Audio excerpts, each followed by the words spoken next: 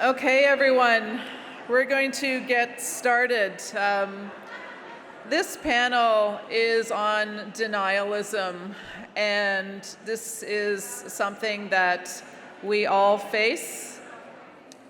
Yes, you have to stop talking now. Stop talking. Don't make me yell. Okay, you're getting better, getting better. That's good, that's good. Yep. Okay.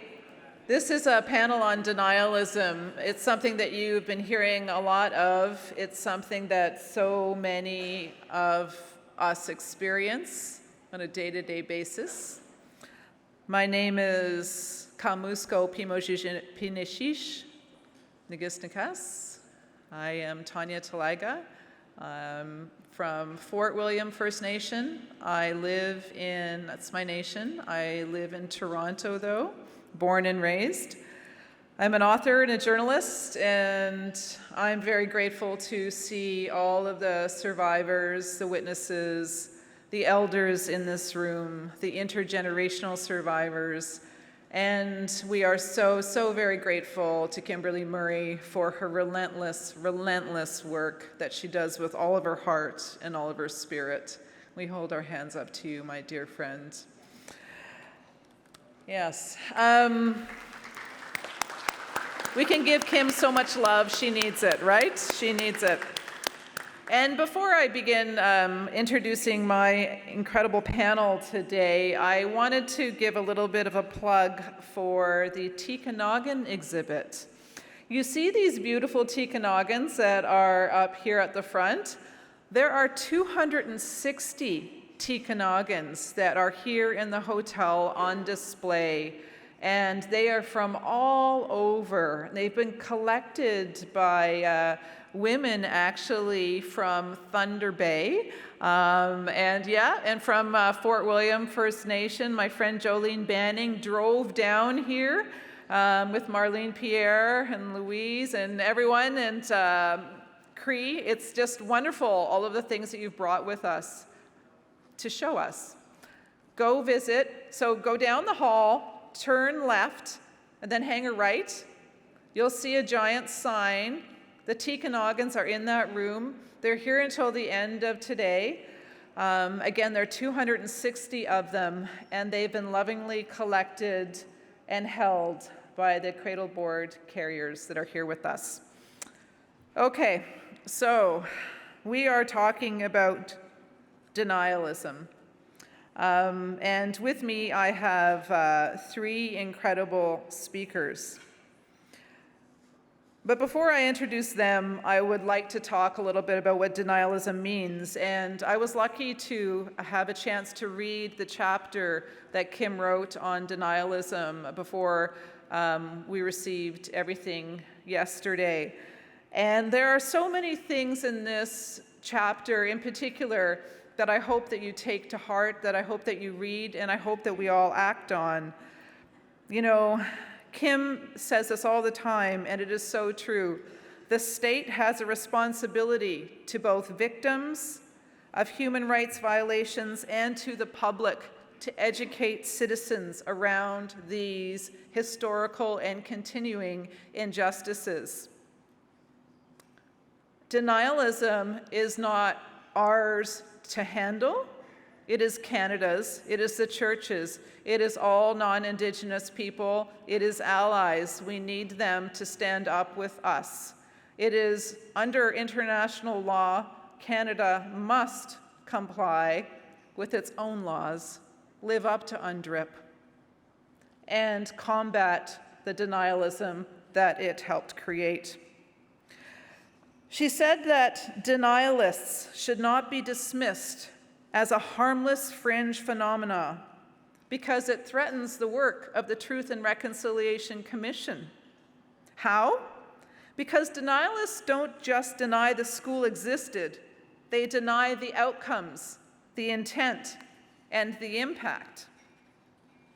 Denialists deny facts, attack the credibility of victims, and in a psychotic twist, portray victims as oppressive perpetrators while characterizing themselves as the actual victims. As Kim's report lays out, there are usually 5 common myths to denialism. The first one is the harms of the Indian residential school system have been overstated and the positive aspects downplayed. That's myth number 1, and how many times have we heard that? Number 2, the experiences at Indian residential school, including deaths, were typical for the time period. Number 3, there are no unmarked burials or mass graves at Indian residential schools. Number 4, there is a conspiracy to exaggerate deaths at Indian residential schools to push a political agenda and to enrich Indigenous leadership. And number 5 is, of course, what transpired at Indian residential school does not amount to a genocide. These are all of the things we hear constantly, and every person in this room and the panel I'm going to introduce to you, we all have had personal experience with this. And as Kim said in her report, she has received hundreds of emails constantly from people, thousands, from people that deny, that attack, and choose to ignore Canada's truth. And all of us, as I said on the stage, have our own experiences with denialism and bring our own perspectives to it. I'm going to introduce you to my panel that we've got up here now. The woman that is sitting to me here on my left, this beautiful warrior, Kukpi Roseanne Casimir from Tecumlip Shishwapma. Yeah. You all know her, you know. She has so much experience in community. She has experience in politics. She's been given a course, let me tell you, in what Canada really truly looks like. She knows politics at the municipal, the provincial, and the federal levels. She has brought to light the horrific truths of the Lestwewe, the missing. That's the term that the community prefers than the number, the 215 potential unmarked burials that have been discovered at the Kamloops Indian Residential School site. She also amplifies the need for Canada to reflect on our true history from all the work that she's done. She knows that real action and change are needed to support healing. And together, through unity, we will rebuild and we will heal our communities. We will redefine our paths and create widespread change. Thank you very much, Kukpi. Also, sitting in the middle is an incredible ally that some of you may know very much from social media, if you don't know him personally. Dr. Sean Carlton is a settler historian and associate professor of history and Indigenous studies at the University of Manitoba. His research examines the history of schooling and settler colonialism in British Columbia. He is the author of the award-winning book, Lessons in Legitimacy, Colonialism, Capitalism, and the Rise of State Schooling in BC, and he serves as a historical consultant for the Squamish Nation Usnawas Project, which investigates the history and legacy of St. Paul's Indian Residential School in North Vancouver, BC. And our last guest is Ben Roswell. Ben is the founder of the Remembering Project, a movement of non-Indigenous Canadians who acknowledge our collective responsibility for the harm caused by the Indian residential school system. Ben previously served as president of the Canadian International Council. He was Canada's ambassador to Venezuela, representative in Canada in Kandahar, and the Charge d'Affaires to Iraq, and co-founder of the civic technology startup Better Place. I'm going to start by asking our panelists to define what denialism means to each of them. And with that, I'm going to start with Kukpi. Check, check. Check, check. So Waikwa Cookby Rizan Kasmer Quest, the Kalas Shwetmak. Very honored to be here, and thank you for that first question. What is denialism, and what does it mean to me? Well, denialism, firsthand, it is denying what has happened. It is denying the truths of our elders. It's denying the truths of the impacts of Indian residential school. It's denying the truth that those events happened. It was real. Those traumas, those were real. And, the things that are said and done, the propaganda that is also out there, is hurtful. And to me, it is a crime. And it is horrific because, for one, our elders and our survivors are finally being heard in this pivotal historical time. To be able to share those truths in a safe way and to be able to do that provides meaningful steps towards healing. So denialism, I'm going to be addressing it a bit more in the next question, but it's denying the events. It's denying what happened.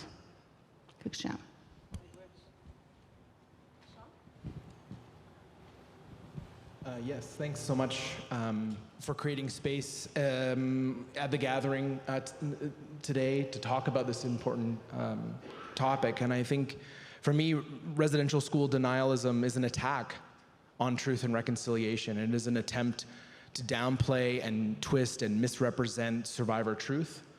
I think denialists understand the Truth and Reconciliation Commission's formula very clearly, right? First, we need truth. Truth will lead to healing and justice. Healing and justice will lead to reconciliation.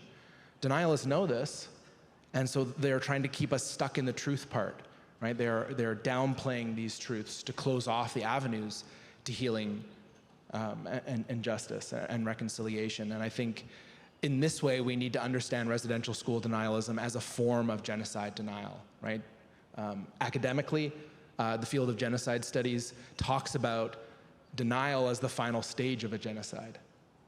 And I think that for many of us, whether we're talking about community work, whether we're talking about the denialism that we see in different industries, it all has that common characteristic of trying to undermine public trust in truth and reconciliation work, to keep us stuck in the colonial cul-de-sac. And that's why holding space for truth before reconciliation is such an important part of the work that we're all doing in different ways. That's what it means to me. Miigwech. Ben? Ani Boujou. Thank you so much for the opportunity to be on this important panel, and greetings to all my relations. I hope that we can earn that relationship if we do our work correctly as non-Indigenous Canadians. For me, denialism, I make the distinction between denialism and denial. Denialism is the intentional spreading of false truths, there's specific propaganda and other tactics to try and convince other people, the larger population, to deny. So denialism is one phenomenon, and the denials themselves. The reason I make that distinction is it creates two audiences to address. One of them are criminals, and in her work, Kimberly Murray, I think, has sketched out some serious and very necessary measures to deal with the criminal act of spreading falsehoods about something so harmful.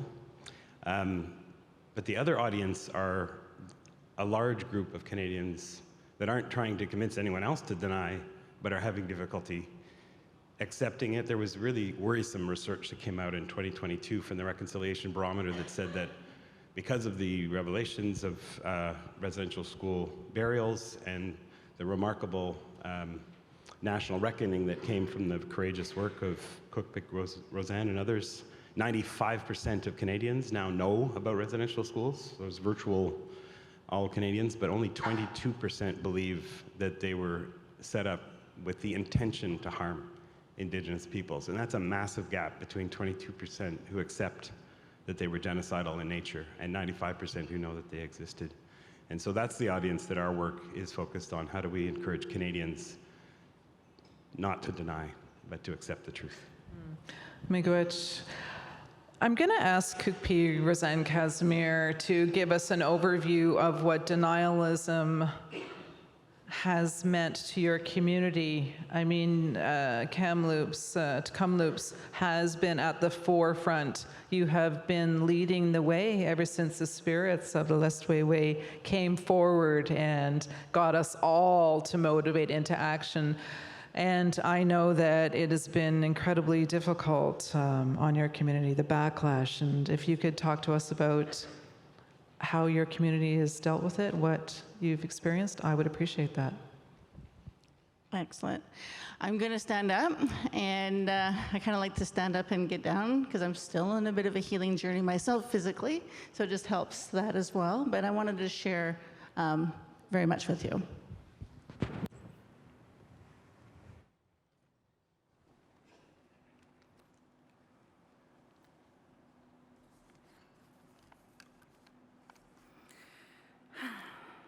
I always like to take a deep breath before I get started.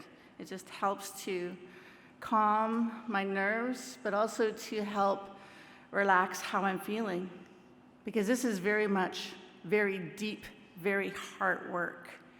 And, I know that, I wanted to acknowledge our survivors that are here in this room. Acknowledge the intergenerational survivors that are also here. Acknowledge all of you for the work that you're doing with your communities. And also acknowledging those that have joined us through the live stream.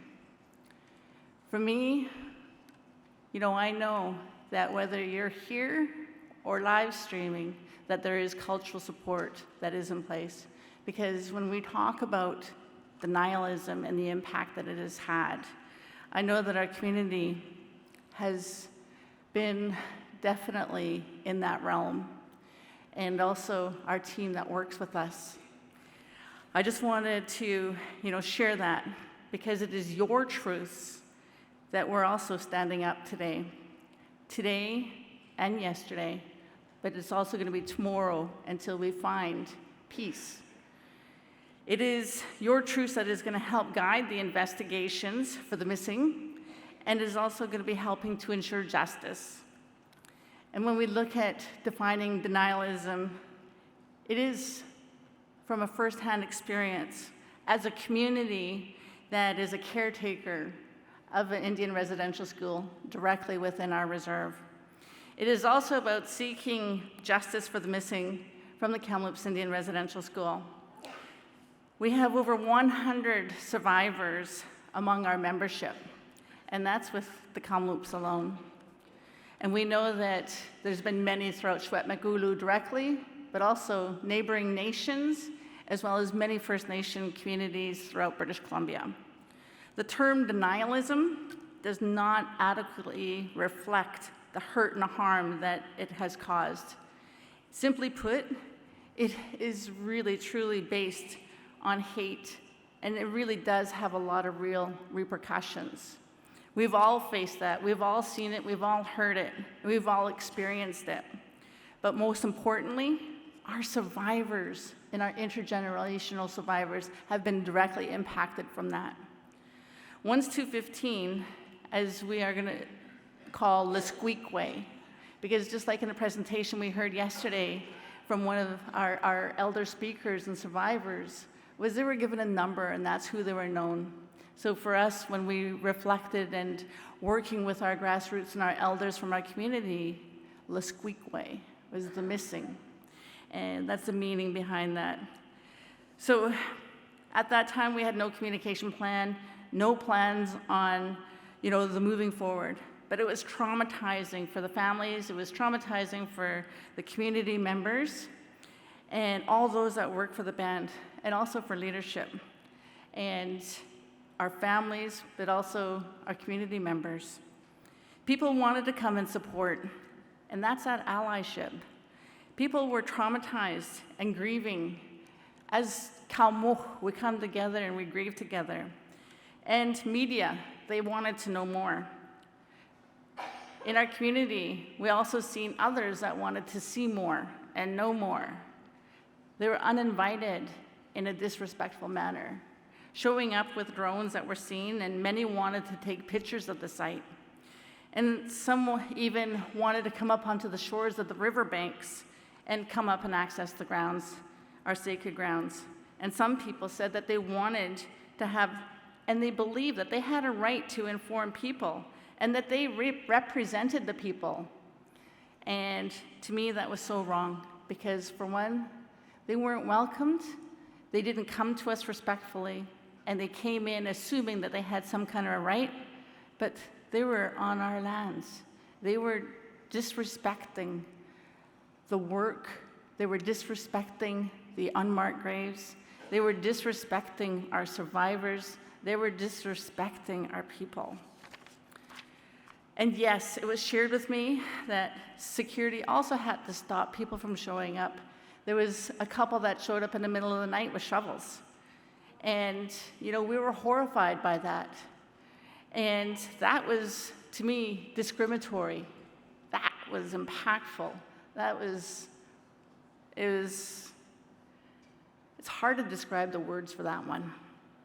So when people first started, the GPR, we put up a fence. We wanted to protect, and we didn't want people to be walking on, over the potential sites of unmarked graves. So immediately, our team hired security 24/7 to protect those grounds. And we also had to protect our church. We had our church, too, that was also vandalized.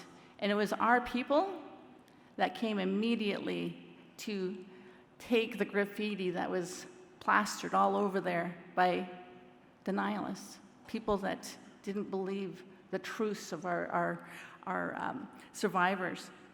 So to have people do something like this was clearly the need to share and inform people in a way that gave understanding, because there was clearly the unintended fallout and the trauma of the truths.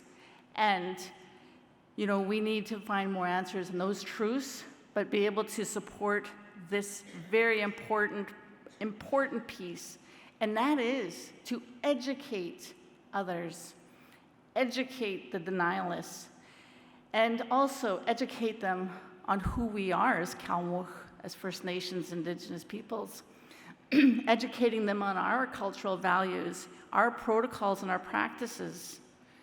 It is also details how the denialists attacked the community on social media, what impact, that had. Denialists attacked the community on social media, and for me, personally, it was very crushing because it targeted our survivors, it targeted our people.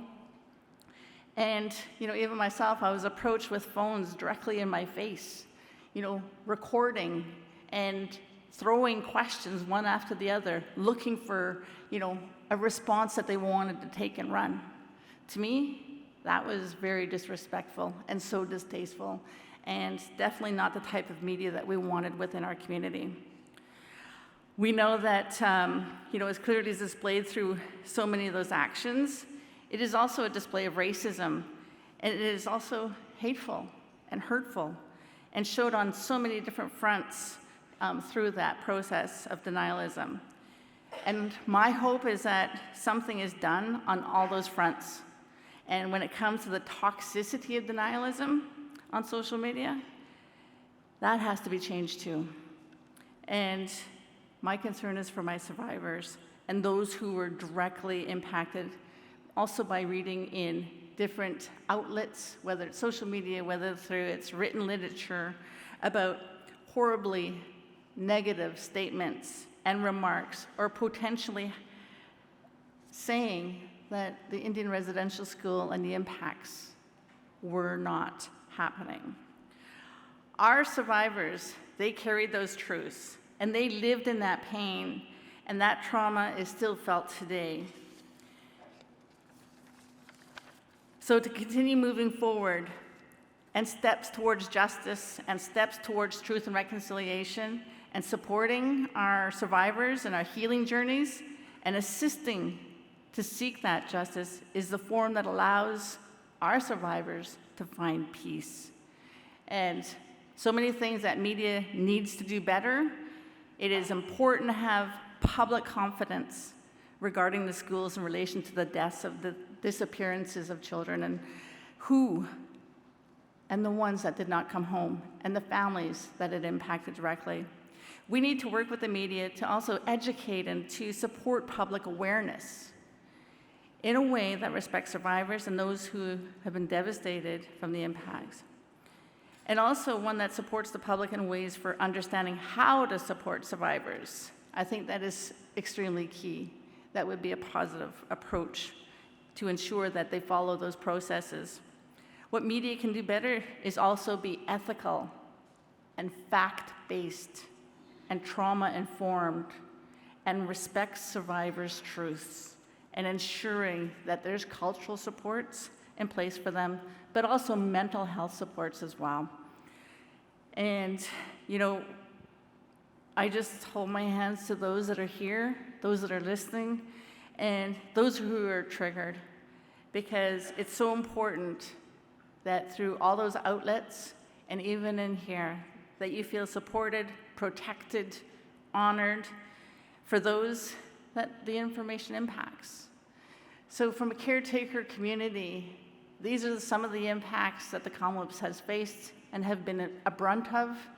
And, you know, I know that if it wasn't for, you know, our survivors in our community and for, you know, the impacts that it has had, it does take a lot of leadership and support from past and current leadership, but also leadership within departments and within the community to help support and work with our survivors to move forward in this way. And so, you know, I too also want to extend my gratitude for Kimberly Murray being the independent interlocutor, for all the amazing work that she's done, you know, hearing from all of us right across Turtle Island, coming to our communities directly, but working with us to hear how and what needs to be changed to be able to provide and find peace for our survivors, and looking at all the different legal processes as well as we move forward. Cook's Jam.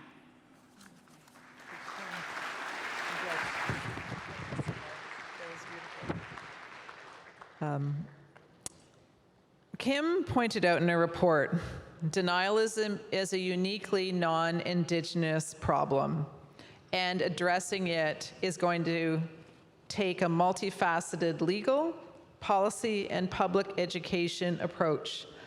So Sean, our academic here, our warrior on social media, how do you identify denialism? Well, I think Ben made a really important distinction in his opening comments of trying to tease apart, you know, denialists who are doing this deliberately as a part of that strategy that I talked about of undermining truth, of attacking reconciliation, but also understanding that there are people who are not creating necessarily this content, but are consuming it, that they find it alluring for a variety of different reasons, and as a result are spreading it, not just on social media, but in their interpersonal relationships at the dinner table, in the hockey dressing room, in their community-based groups. So because of that, it makes identifying denialism sometimes difficult. Obviously, what Cookby was talking about, people showing up, those very obvious attacks or saying harmful and hurtful things on social media are easier to understand. It can be more difficult to identify the denialism in those interpersonal relationships where someone might introduce a denialist talking point that they've heard, that they're questioning a certain truth. It can sometimes look like curiosity, but in reality, it's a learned behavior of avoidance on many of these issues, as Ben was pointing out, a reluctance to accept as a form of self-preservation. A lot of this is that people, non-Indigenous people, are feeling uncomfortable by the truths of survivors. They feel implicated in the process of genocide, which they are.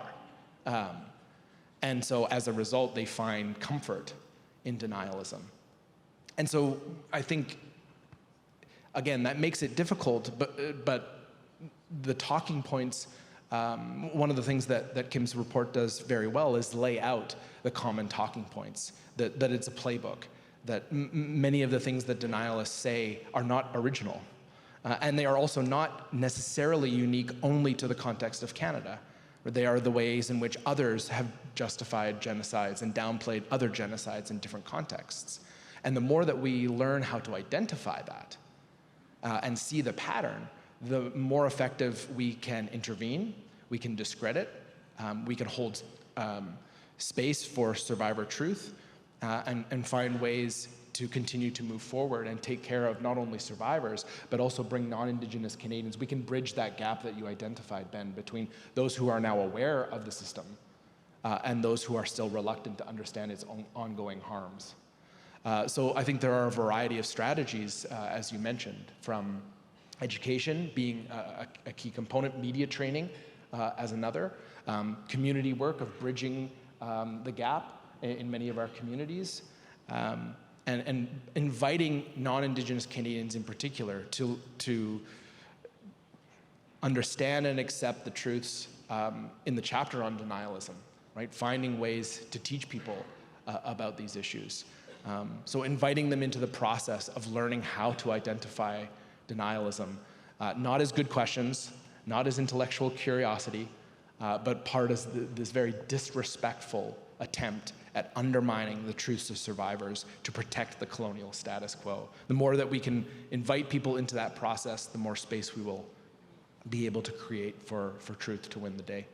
I'm curious, to me it seems like things are just getting worse and worse. Is that everyone else's feeling? Like, do you feel like that, Sean? I mean, you're out there quite a bit on social media. I see you're constantly beating back these folks. And what's going on? Is it this there seems to be a rise of hate towards our people?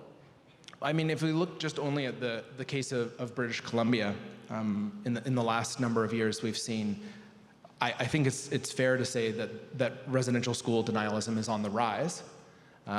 Just in the community of Squamish, the memorial to the St. Paul's Indian Residential School has been vandalized a number of times. We've seen a very angry man drive his truck through a march of survivors in British Columbia. I mean, we've seen politicians downplay survivor truths. It certainly seems like it is on the rise. But at the same time, I think it's important to acknowledge that those who are creating denialist content are a small handful of people. It's the same, people that you will be familiar with, who used academic platforms to foment anti-Indigenous hatred a decade ago about taxes and policy and the so-called Indian industry, have moved on to use their platform now to talk about residential school denialism.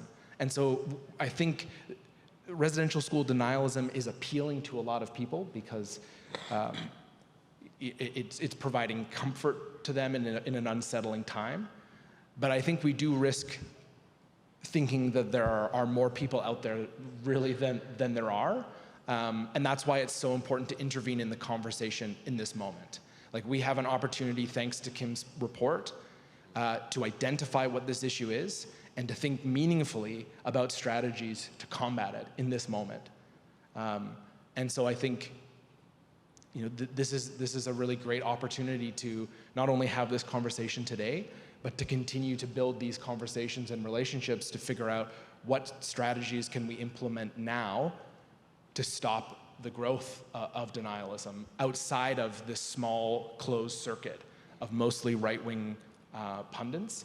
And so I think, I guess what I'm trying to say is I'm both dispirited by the denialism that I encounter on a daily basis, but I'm also hopeful that because we can put language to this and have meaningful conversations about what we can do about it, that denialists will have a diminishing population of people who will believe them, because we're bridging that gap based on the number of initiatives that we can put in place.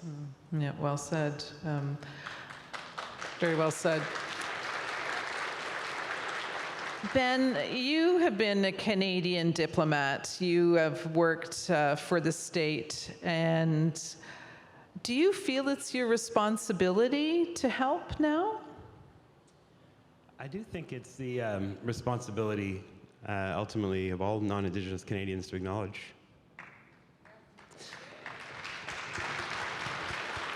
To acknowledge the harm that was done in our name. Whether or not we had a direct role or not, I think is an irrelevant distraction that I think a lot of Canadians kind of go down that path. The reality is that Canada was constructed through residential schools as one of many nation-building tools, and so the nation that we've inherited, the one we feel connected to now, the country we love, was built through harming hundreds of thousands of children. That's a difficult reality to accept, but I do think that particularly those of us that have benefited from Canada in its current form have that responsibility. The way I describe it to friends and colleagues, I love my country. I represented Canada. I was an ambassador of Canada. I had those conversations on human rights that Natano Bed talked about just a few minutes ago about how we can advance human rights based on our experiences in Canada. But thanks to the leadership of people in this room, thanks to the survivors, starting with the class action lawsuits in the 90s and 2000s, thanks to forcing a prime minister to apologize, the National Commission on Truth and Reconciliation, the courageous work of Cookpick, Roseanne, and Casimir, and all the other committees searching for survivors, for graves in the various grounds, and then now thanks to this historic report of Kimberly Murray, Canada is changing. It's changing in response to the growing understanding that we committed genocide. And that acknowledgement changes a country. It has to. You can't hold both of those thoughts in your head at the same time, that loving your country and knowing that it committed genocide. So the way that I would describe the dynamic is that Canada is in an identity crisis. The identity of Canada has to evolve. Some Canadians respond with grief, which I think is the natural human response, but others with denial. And I think we probably will have many, many years of this to come. This identity crisis is likely to grow because the nature of Canada that exists because of the creation, because of the residential schools, the structures that Canada, that define Canada now have to change. And that is a very, very long process. So that battle will grow, and my view is that we have to join that battle by, in our case, among non-Indigenous Canadians, encouraging more to adopt grief as their response and not denial, and certainly for us no longer to be bystanders. Miigwech.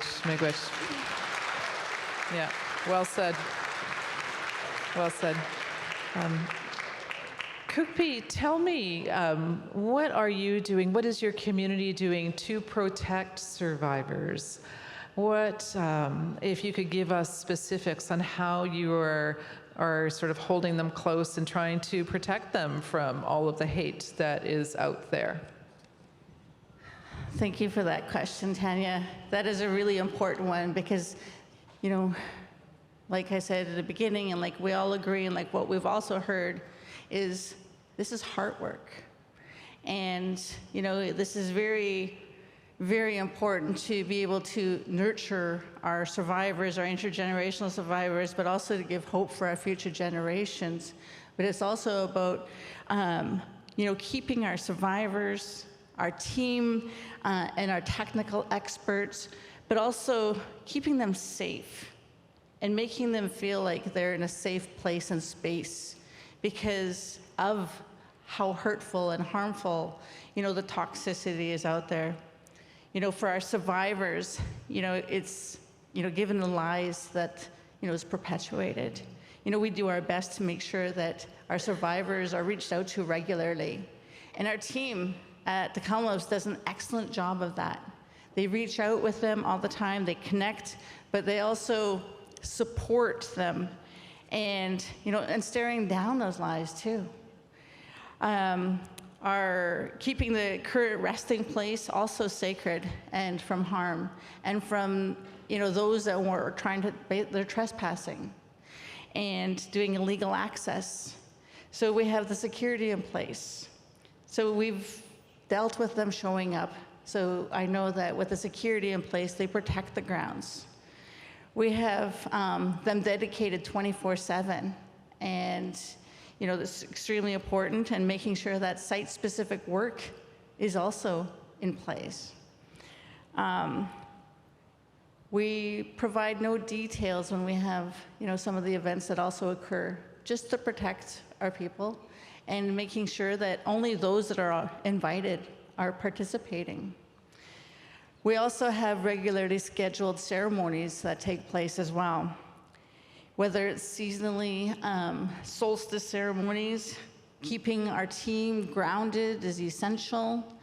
There's weekly drumming and singing, for the staff, but also for the unmarked graves, and, ensuring that grounding is taking place at every single level. And leadership also participates as well to be able to support that as well. There's also regularly spiritual cleanses that also take place.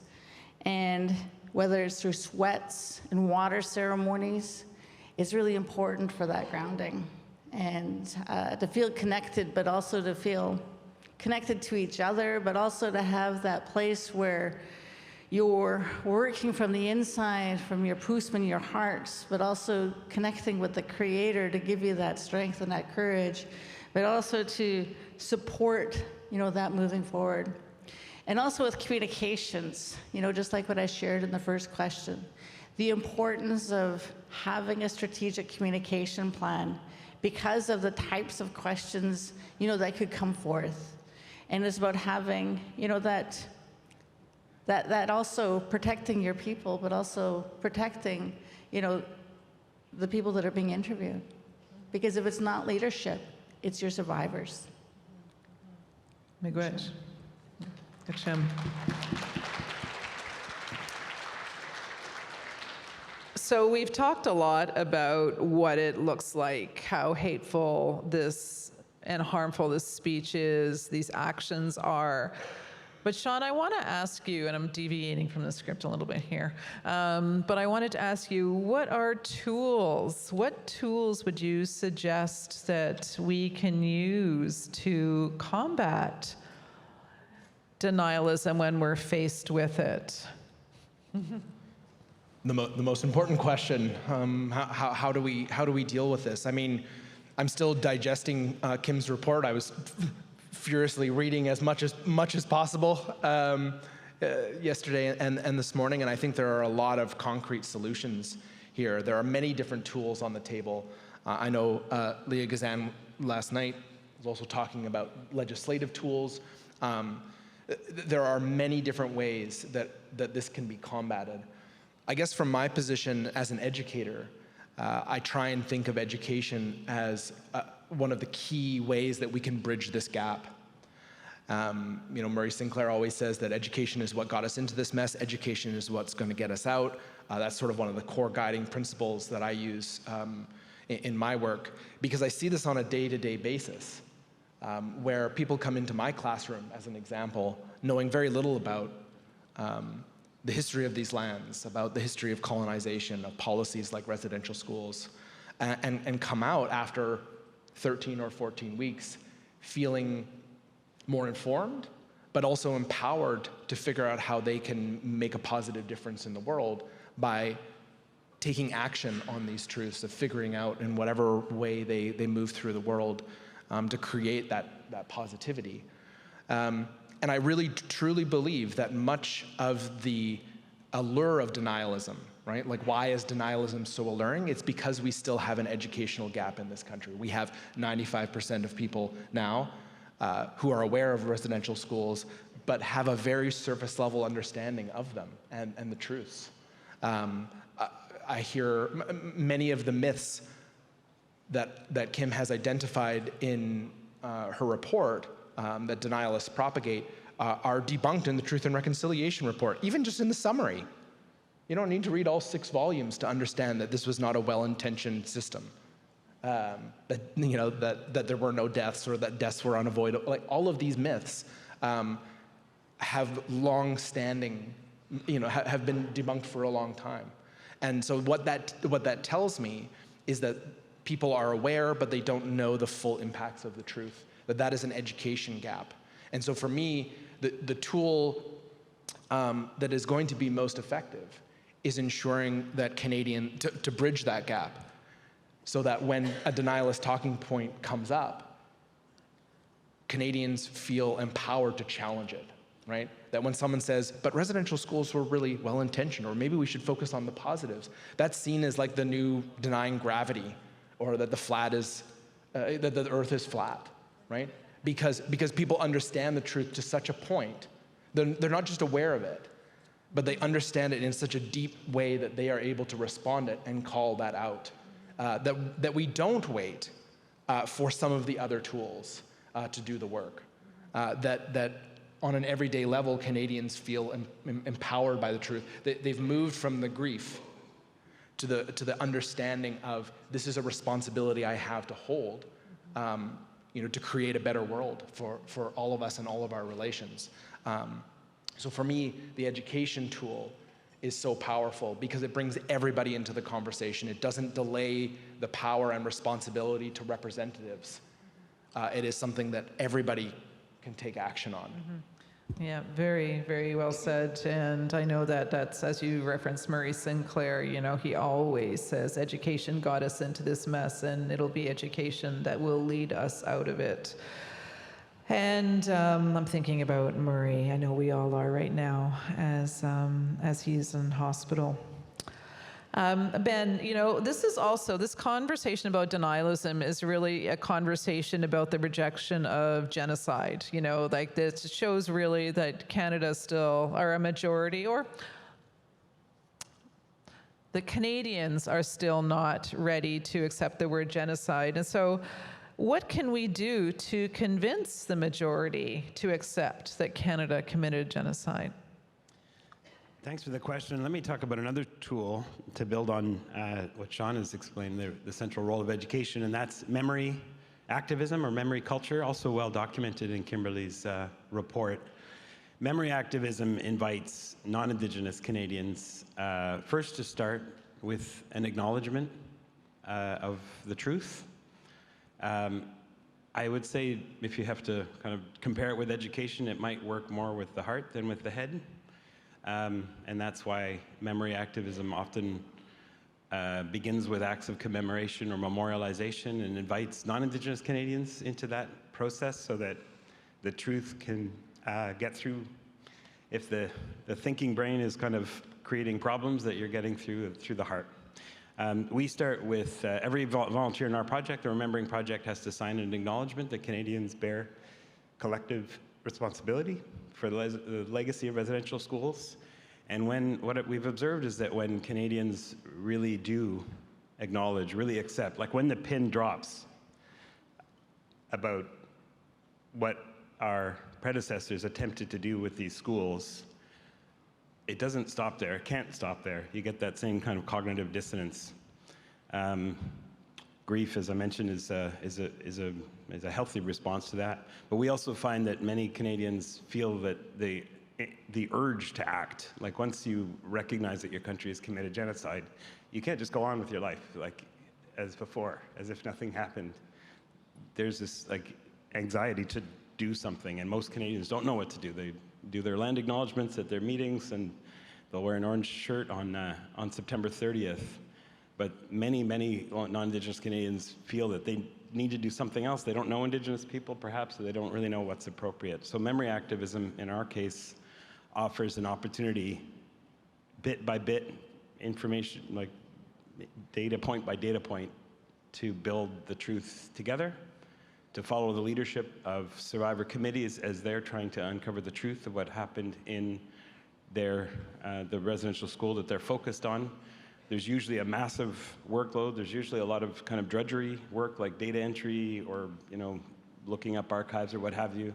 And our non-Indigenous volunteers then contribute that non-expert work so that they have something tangible that they can do, very much following the leadership of Indigenous people. And in that way, you actually end up having a collaborative activity that we're doing together, non-Indigenous and Indigenous, both trying to uncover the truth. And in the process, we've noticed some wonderful relationships emerge from that work. That's so good to hear, because it's all about relationship building, as my elders always tell me, right? It's all about relationships.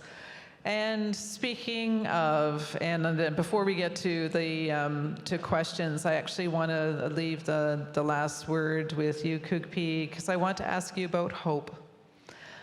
Where is the hope? Where do we go forward from here? Hope is definitely something that is in the future.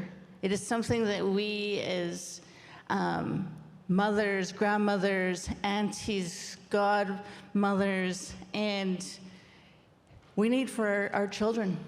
And it is something that we have to advance forward. It is also something that we have to also nurture, but also to support our survivors, because they want that hope. They need to find peace and joy, and to be reconnected with who they are, to really be able to support. And they need to be supported too, reciprocally. Yes. Very well said. I think we're going to open it up to questions. I would imagine you would have a lot of questions for the people sitting up here on this panel. And I would urge you to come and stand at one of the microphones. There's one over there, and then there's one in the center. So you go to the microphone, please. Oh, I know. You got to go to the microphone. And then we could all hear your questions. Miigwech. It's right behind you. Yep, that one there.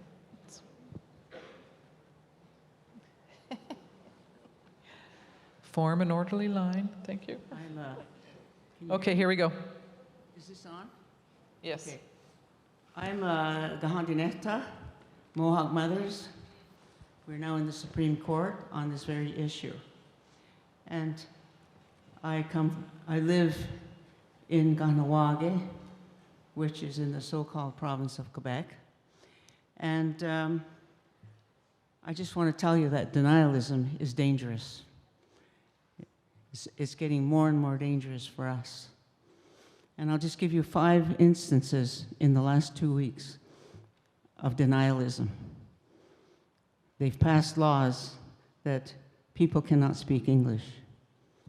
They say, oh, they allow some of the native people to speak English, but they won't speak English to us. I went to, all the lights went out in Kahnawake. We couldn't find anybody in Hydro-Quebec that would answer the calls.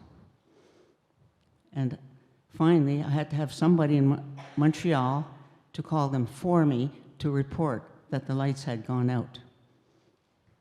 And so I was on the phone, and we talked with and nobody, they had no knowledge of what had happened in our community. It could have been 40 below zero, but there was nobody that would take our call. They would say, oh, press 9, and somebody will talk to you. And then it just goes off. The hospitals.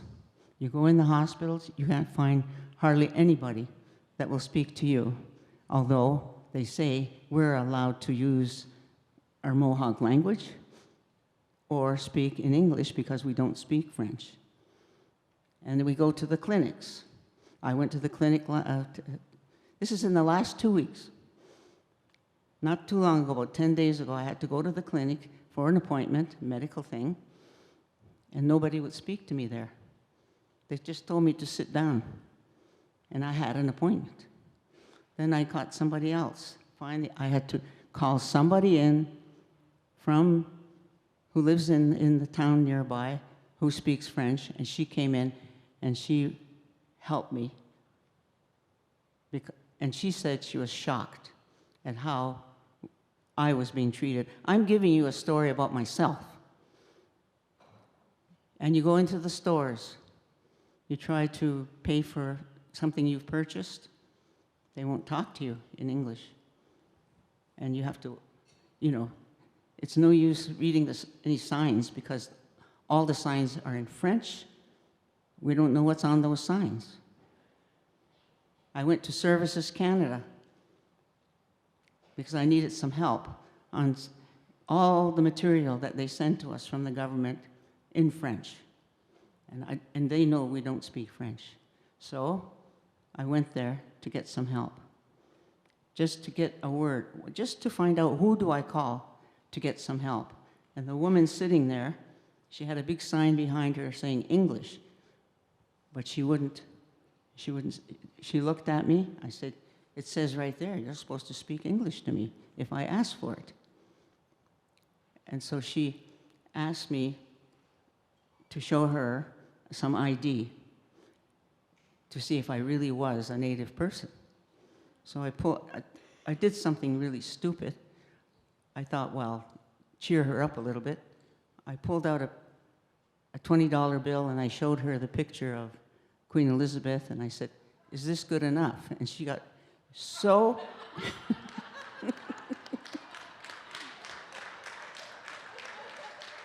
She became so angry that she didn't serve me. She wouldn't serve me. And all I wanted was a translation of this document that was sent to me. I wanted to know who do I call to get in touch to get some service, some help. Mm-hmm. So I'm just telling you of some of the things that have happened to us. And oh yes, and there was a recent meeting of our people in Montreal to talk about saving our languages. And who do you think shows up? The premier of the province, who informs them that what they really need to learn is to speak French because you are on our land, the land of Quebec. Yes, that's what they did. So, but when we got down to it, we talked about it. We said, you know what this is all about? It's all about our land. It's our land. And until they find a way to turn it over to themselves, they're going to keep giving us trouble. Yes. So well said.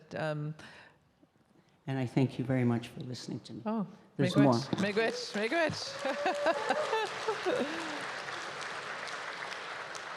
it's that racism runs deep, right? That you see it all through bureaucratic systems and forms of government, and it's a constant. We're constantly combating that. Number two, and microphone number two, if you would state who you are and your question, please, for the panel. Hi, Hari Bandara Hunzu, Terry Lugi, Tsaadni. Terry Lugi, I am from Stalatan First Nation. I work for Notlay Watan Indian Band, and I work around the Lejac Indian Residential School as the project manager. Thank you so much to the panel. Your reference to racism is a perfect lead-in to my question. I know we've all experienced denialism. And I guess part of me is, it's like denialism isn't even strong enough for me. The hurt and the harm that it caused to myself and all of our survivors is horrible. It's horrible. And crying in that, the council chambers in Quesnel with all of our survivors gathered together with that book and all of that yuckiness. Anyways, back to the R word.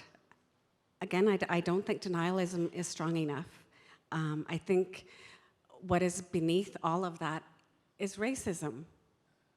Plain and simple, it is racism.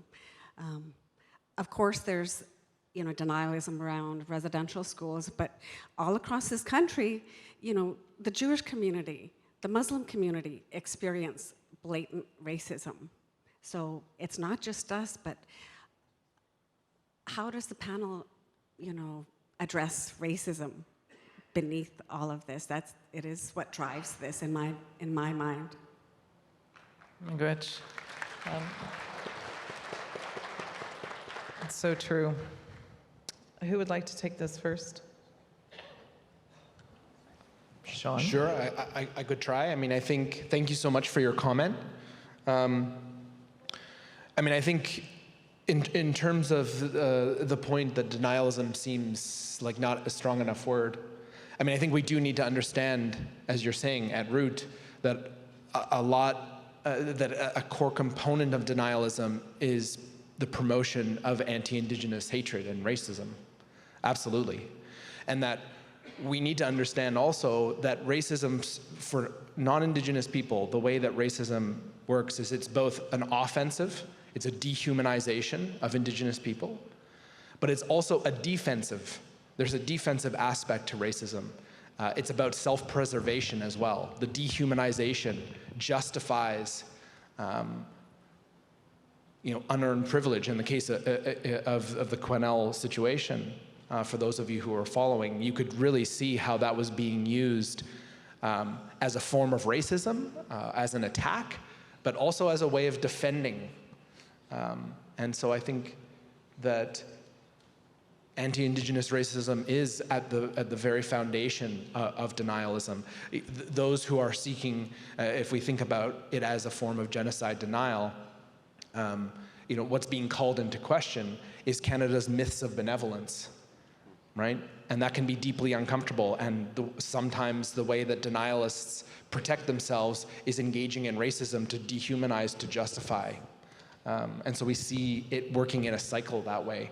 And so I hope that in the conversations to come, particularly in how we address this, that racism is at the core of how we address this moving forward. Thank you. Cook's Jam. There's a couple of things that I wanted to mention in regards to denialism. Yes, it is very racist and can be very racist, and it does hurt.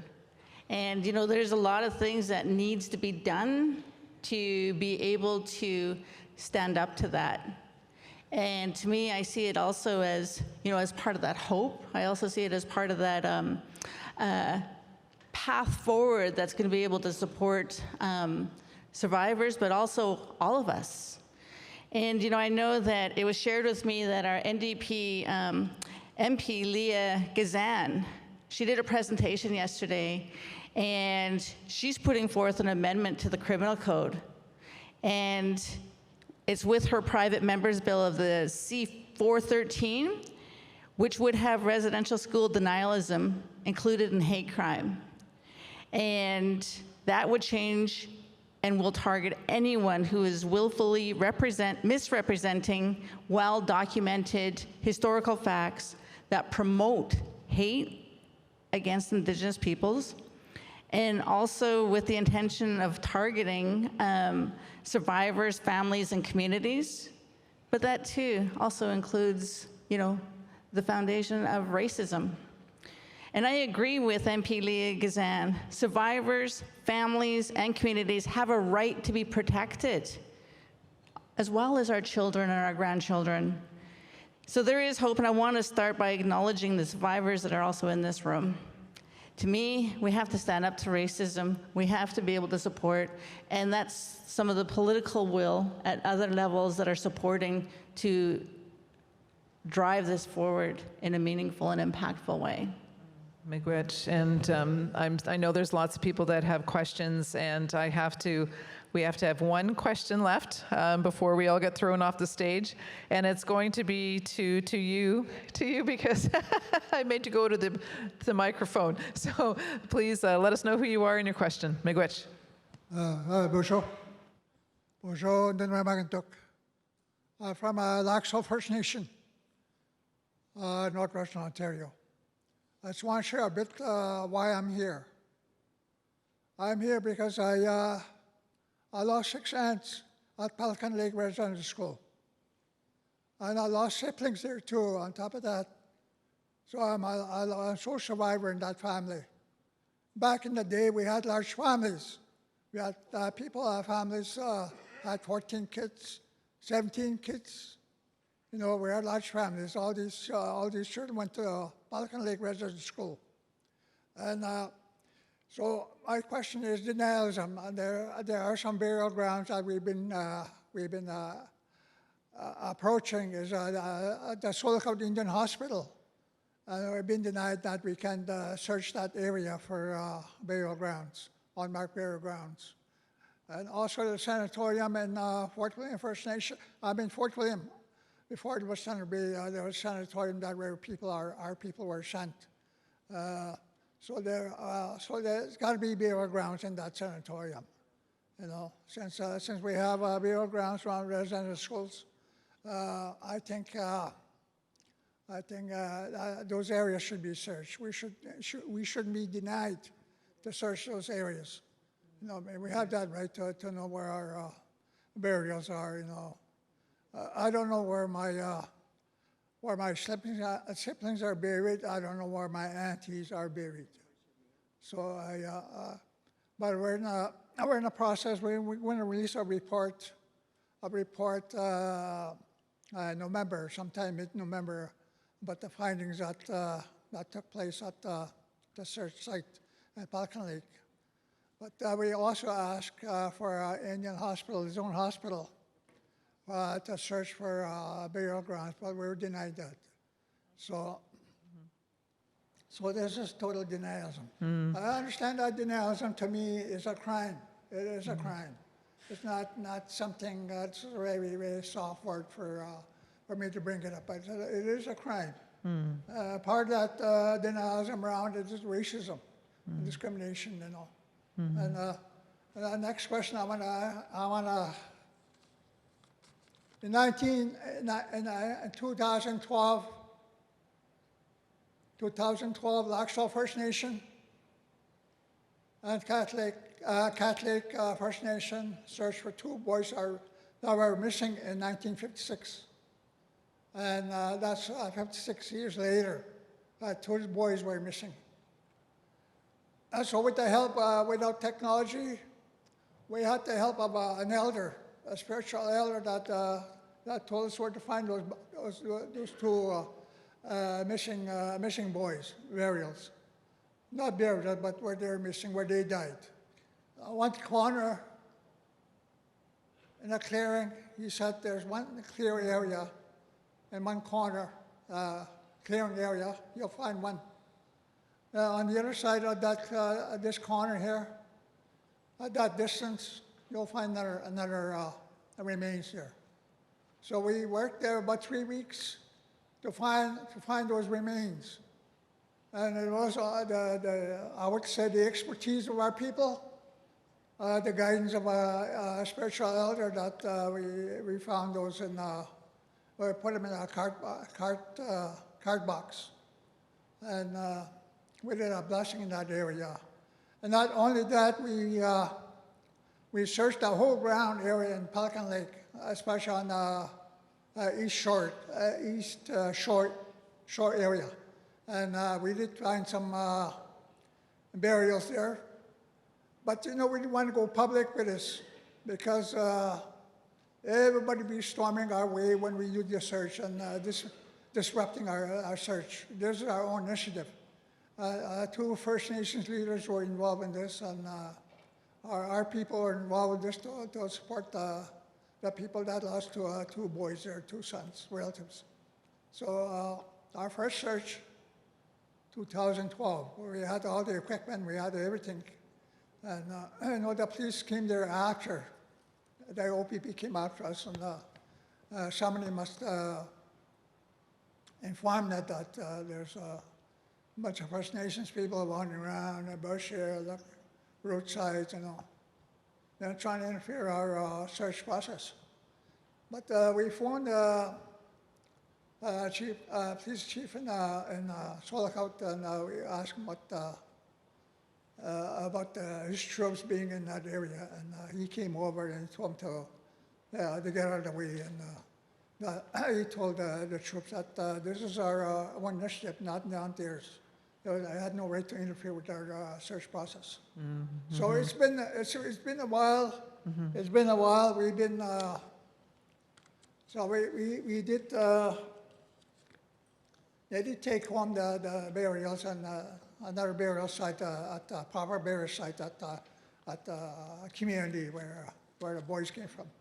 So my other question is denialism. My last question is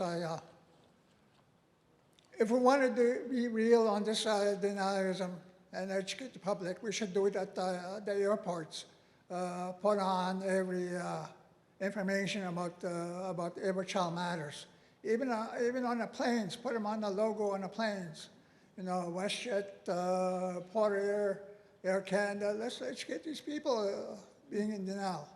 You know, that's what I want to share, and because. Miigwech. Yeah. Miigwech, thank you, Miigwech. And I would like to set this in Ojibwe, but I know you guys don't speak Ojibwe. I know, and he knows that because he says "Mino kishkib" to me every morning to tell me that means good morning.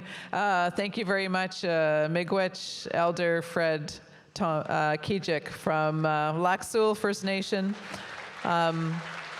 Miigwech, you know, it's a very good point. You raised such a good point there, right? I mean, this is the ultimate form of racism that we cannot, and denialism, you know, call it out for what it is. It is racism, and the fact is that we cannot get the government of Canada to search our hospitals, our Indian hospitals, you know, beyond the grounds of Indian residential schools, and it's that is the ultimate form of denialism, isn't it? The country won't still deal with this. Even though the woman who's at number 2, Leah Gazin, our Winnipeg Centre MP for the NDP, she put forward the genocide motion that received resounding unanimous consent like a few years ago. And Canada agreed to it, yet still doesn't agree to many things. And Donald Worm is standing beside me saying, what should we do? Can we let Leah speak? Or Don, you're the one that's going to call this. Yes? Okay. There's another presentation that's on its way, and they're ready to go. So, no, she's shaking her head at me, Lee. Okay, I'm so sorry. I'm so sorry. But everyone go support Lee's bill and support all of her work, because she does the heavy lifting in the House of Parliament for all of us. Miigwech.